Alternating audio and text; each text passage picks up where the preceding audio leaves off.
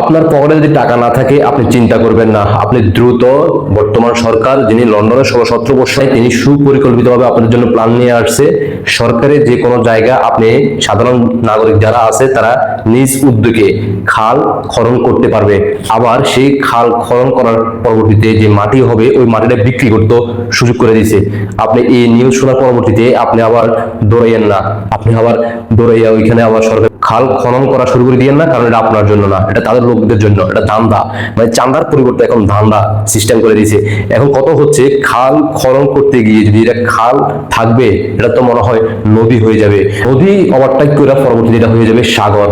আর সাগর হয়ে গেলে এই বাংলাদেশের ভূখণ্ড যেটা অলরেডি বিক্রি করে দিচ্ছে না, সেটা হয়ে যাবে সাগর। আর তখন আমেরিকা এবং কি আফগানিস্তান, তারপর হচ্ছে পাকিস্তান থেকে যে জাহাজ ভর্তি আপনাদের জন্য বোমা গোলা বারুদ, যেগুলো আপনাদের খাবারের ডিব্বা গত 2 বছর ধরে আপনারা দেখছেন না আসছে, এগুলো আসতে একটু সুবিধা হবে আর কি। এই জন্য এই সুযোগটা করে দিয়েছে।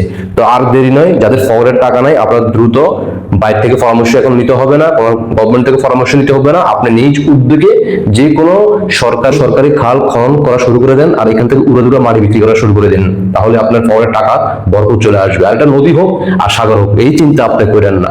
ধন্যবাদ। দ্রুত দেশবাসীকে দেখার সুযোগ করে দিন, আর আপনাদের ব্যক্তিগত মতামত অবশ্যই কমেন্টে জানিয়ে যাবেন। ধন্যবাদ সবাইকে। আল্লাহ হাফেজ।